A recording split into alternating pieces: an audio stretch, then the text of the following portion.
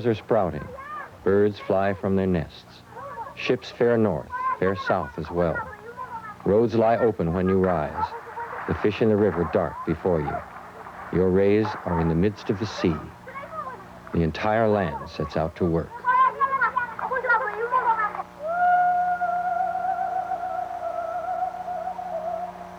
In the Trobriand Islands, fishermen lure fish to their nets with a song. Every sunrise, from the great urban centers like New York and Tokyo, to tiny hamlets in the highlands of New Guinea, to jungle villages in Venezuela, men and women go to work.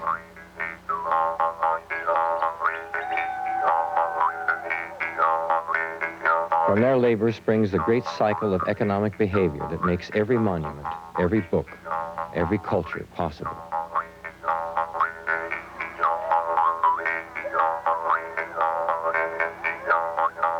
Production, distribution, and consumption. These are the central components of that cycle.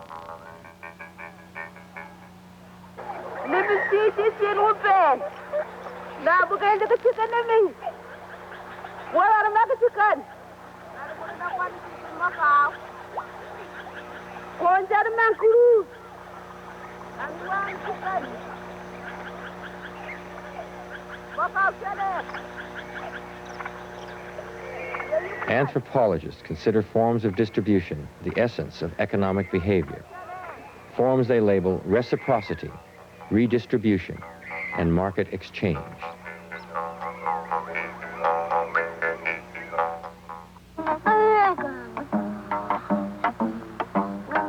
For the Kung Bushmen of the Kalahari Desert in Botswana, the world is infused with spirit, and every hunt carries with it a burden of reverence and ritual. The Kung are one of the last groups to maintain the hunting and gathering life. Until 10,000 years ago, the universal mode of human organization. The Bushmen must live according to the rhythms of nature and must share every bit of food to survive.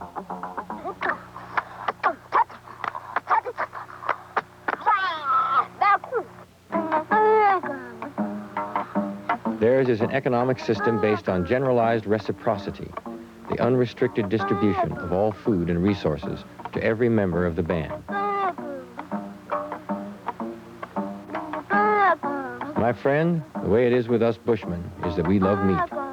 When we hunt, we always search for the fat ones, the ones dripping with layers of white fat, fat that slides down your gullet and fills your stomach.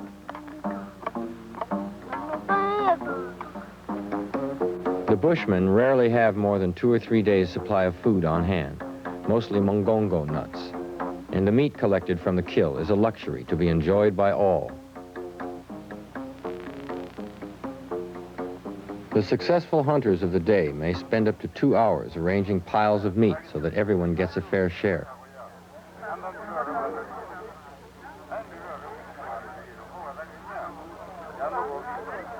To us, their world may seem a harsh round of desert and heat. In fact, the Bushmen live and eat well. Though they possess nothing we would call wealth, they are rich with the spirit of nature and exist with it as one.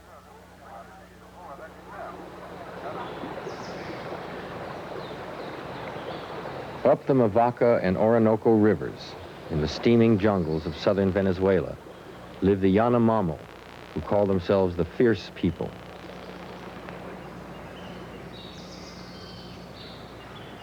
Unlike the Bushmen, they stay in one place to cultivate their gardens and hold on to things, if only a few. Tobacco, hammocks, dogs, arrows, bananas. These are treasured objects. Usually at war with other villages, the Yanomamo are preparing to exchange these items at a great feast as part of a ritual involving balanced reciprocity or the giving of equivalent gifts. An alliance will be struck between Mishi Mishi Maboateri and Patanoateri.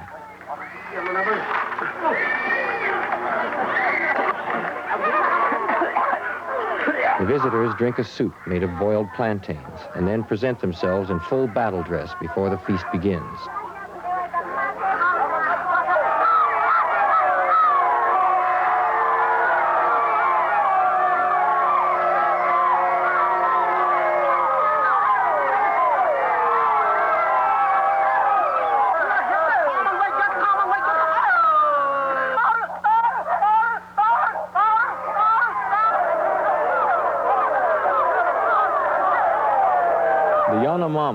prize strength and fierceness. Both are evident at the ritual dancing that precedes the serious business of cementing an alliance through an exchange of gifts.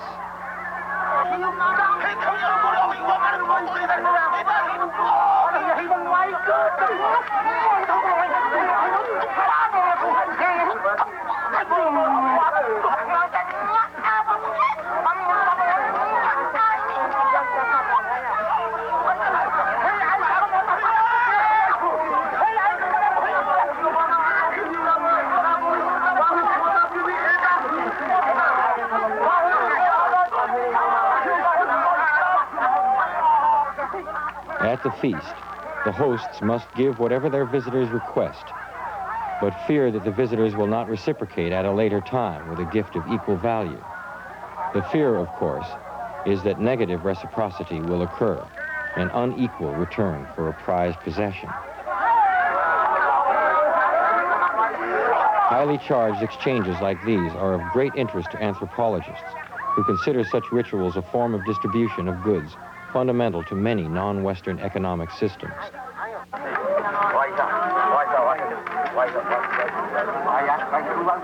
Here, generosity is a great virtue, and the Yanomamo believe that the only sure way to hell is through stinginess.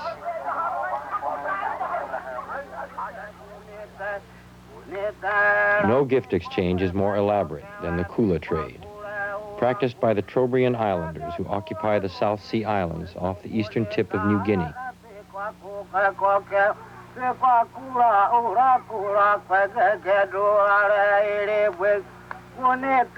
This exchange is again based on balanced reciprocity. Called by many the Argonauts of the Western Pacific, members of the trade undertake epic voyages over hundreds of miles to exchange mwali and bagi, the precious Kula ornaments.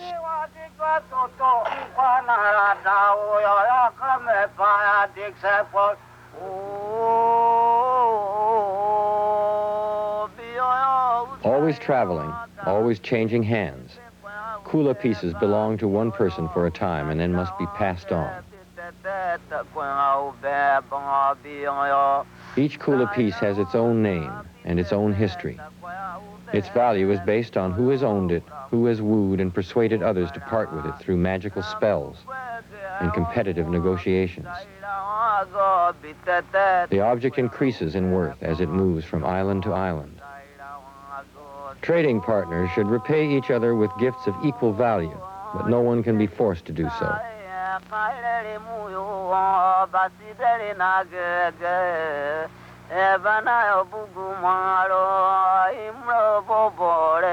Here, the richer a man is, the more he must give through the ceremonial use of wealth.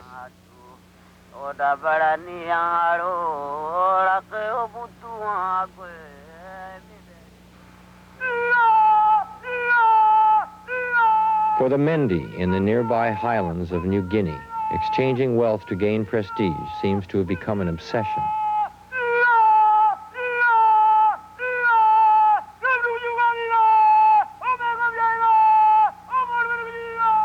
Every aspect of life for this Neolithic culture is permeated by economic activities involving both reciprocity and a redistribution of wealth. And any Western entrepreneur might envy their prowess in managing such affairs.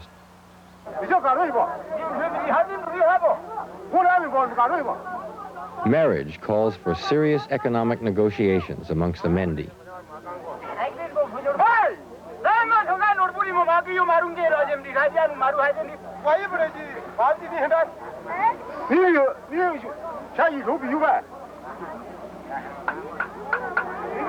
Though they have never seen the sea, their main currency is the crescent-shaped gold-lipped pearl shell traded up from the coast. Each one is worth in our terms about $35.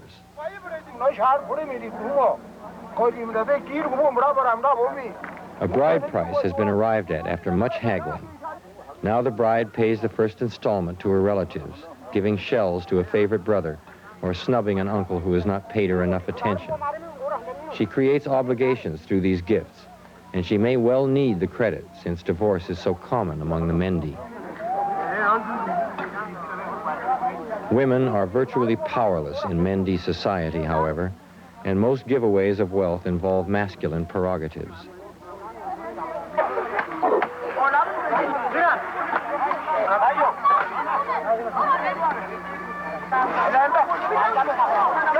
The pig kill is a great event in the life of the Mendi and is part of a complex protocol of debt and staggered repayment to cement personal and clan alliances. However, it's a sad day for the women who have tended these pigs as pets and even lived in the same house with them. And now their pets are taken and eaten after the giant pig kill.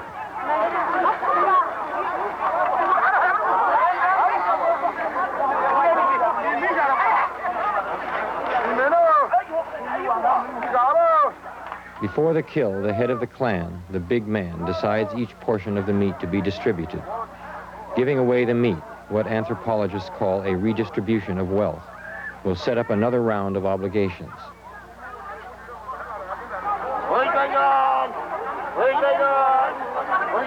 The job of handing out the meat is a tricky one, and disputes often arise.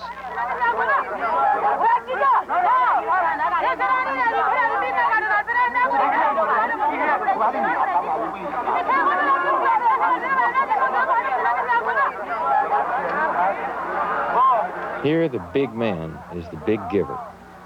The more pigs he has contributed to the kill, the more prestige he has. The best way to save wealth in this horticulturist society is to store it inside a pig, and thus each one represents the surplus from a fertile garden.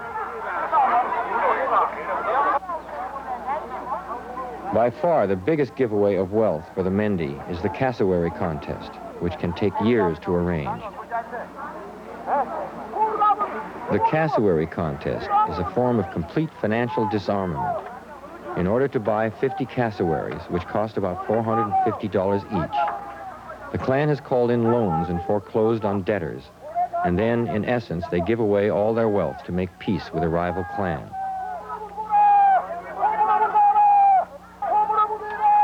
Inter-clan warfare was once common, but now they battle with wealth, going into voluntary bankruptcy and strangling the cassowaries. Later, they will eat the stringy meat and use the feathers for headdresses.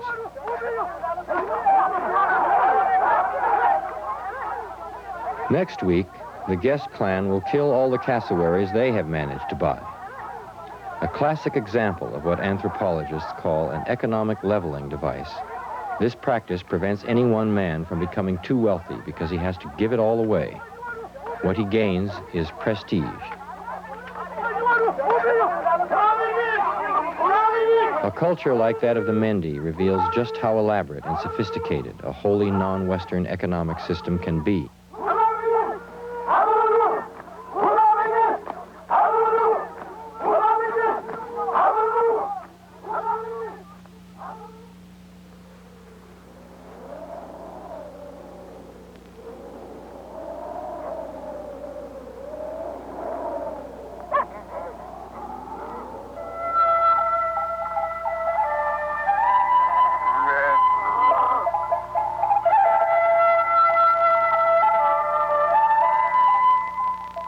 Unlike the Mendi, these nomads of Afghanistan must deal with aspects of both a Western and a non-Western economy.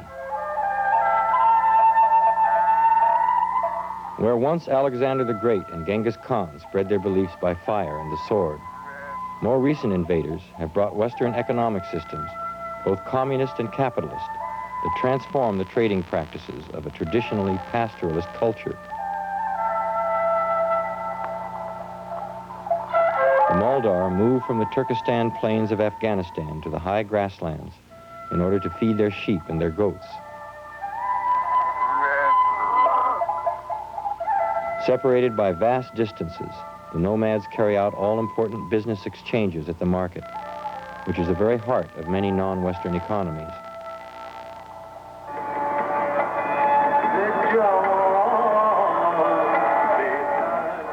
Markets come into being when people do not raise all that they need and must trade a lamb or a goat for the wheat produced by others.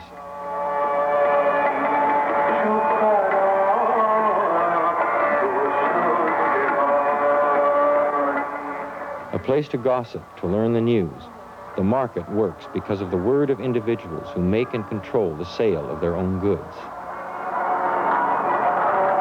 Even before Westerners arrived here, money was a major medium of exchange.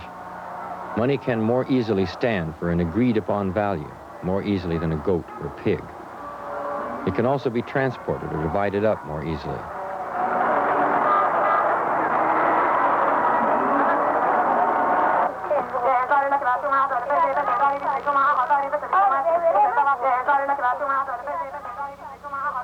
The parents of these youngsters are paid by the hour for their work as the girls practice the ancient art of carpet weaving. Once the Western world discovers goods for which it will pay cash, the market expands to become not just a place, but an abstraction.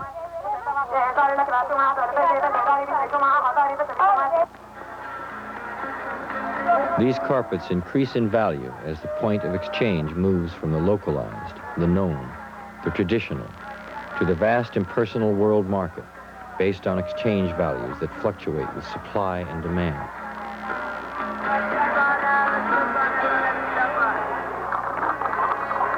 The local market and the world market are separated by vast cultural differences in perception and in value.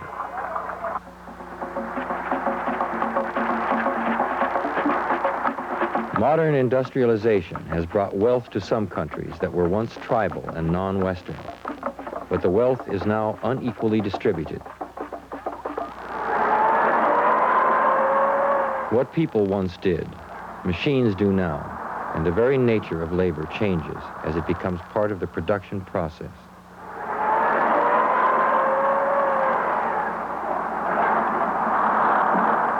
Goods are made in pieces, and people sometimes never see the finished products of their own hands.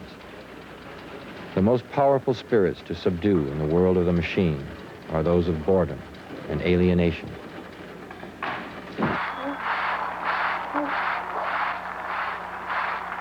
In segregated South Africa, where the ownership of resources is concentrated in the hands of a small white minority, alienation takes on an even more profound meaning. People who once shared all with grandparents and children experience the new world of wage labor as cruel and barren.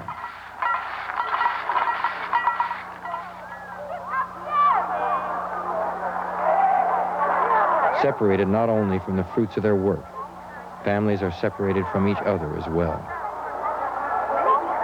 Workers become mere units of labor, forced to live where the government chooses, whether in black ghettos surrounding the white cities or in barracks with locked gates.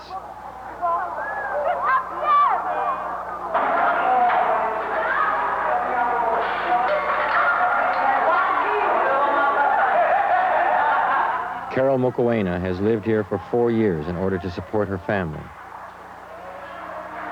She needs a permit to live and work in the city, and in some ways she lives like a prisoner. I'm not feeling very well when I'm just living in the hostel, because I'm not living with my children. It will be very nice to me if I was staying with my children. So we are not allowed to stay with our children here, and we are not allowed to our children that they can come and visit for us. If they come to visit for us, they are supposed to stay outside to the gate. We go to the gate and see them. So it's very hard to me when I'm a woman, when your children come and stand outside the gate.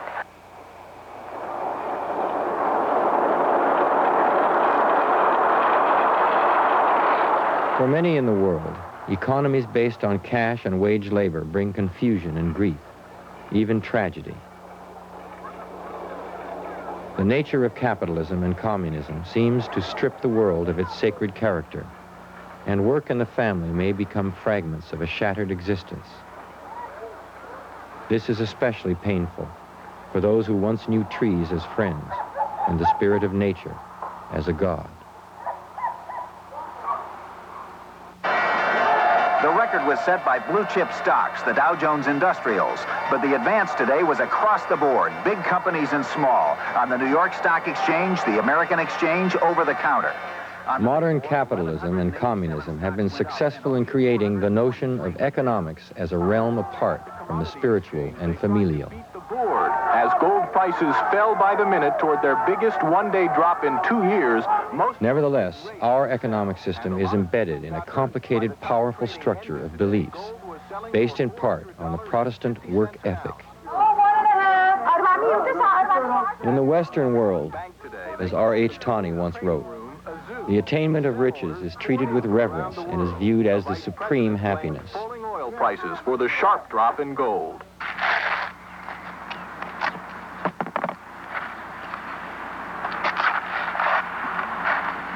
We tend to equate our personal worth with how much cash we receive for our labor. Dad, is this good enough? Yeah, that's fine. Right. We sell our work even within the family. Yeah, you got started very good. Sit down there. You really think you're worth $2 an hour? I think you deserve about $1. I think that's what I deserve, though. $1.50? Yeah. He deserves $1.99. I'll pay $1.75, and then you can pay Marie. Okay. Marie gets a quarter from each of those. From each of what? For each of my hours. Whatever. You have a $1 bill? Yeah. And you show I owe you 3 weeks. Is that right or not? That's right. 3 weeks? No, I owe her 3 weeks. You were getting paid while she wasn't. Give me a $1 bill 3 back, weeks. please. Oh, my 3 times 3 is 9. Okay. I want $1 back.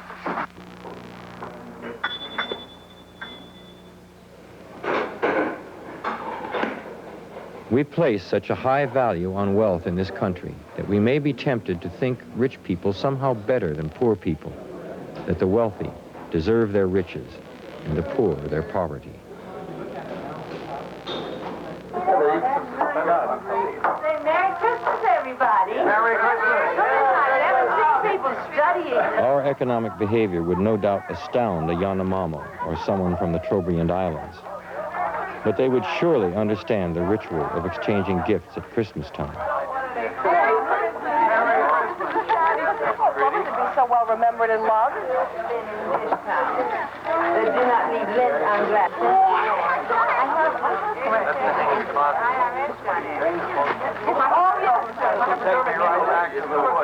No. It's for. It is not represented. Oh, Susu. It's for putting alcohol in fruit. They would probably see our personal quest for balanced reciprocity as somewhat less intensely symbolic than their own, primarily because our gifts are not used to create trading partners for our clan.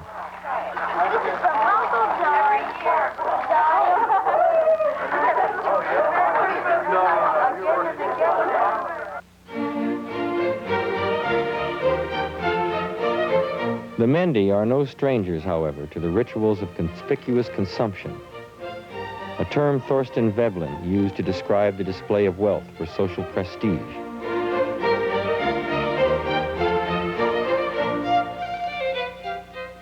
In non-Western cultures, conspicuous consumption usually means giving everything away in order to achieve prestige. Here we accumulate more than we give away. Achievement lies not in giving, but in getting. Capitalism is not necessarily a more developed economic system, but it is one of the most complicated and the most powerful.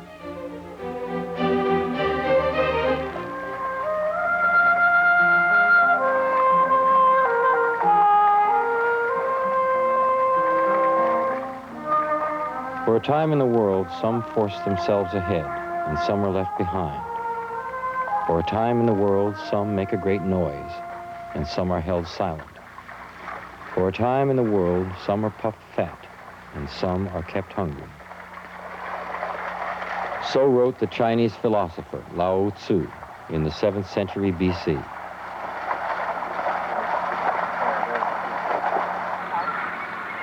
All economies would vanish were it not for men and women of the world, their labor and their spirit.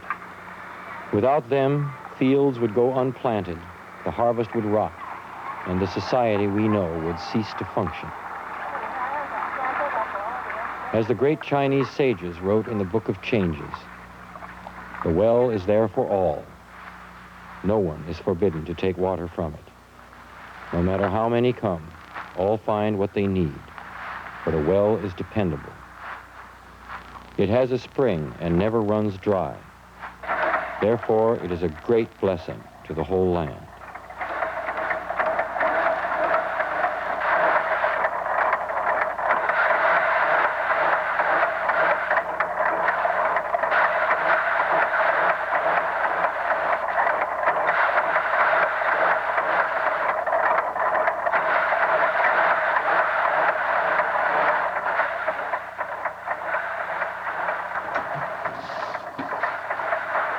¿Puede hablar un poco más alto, por favor?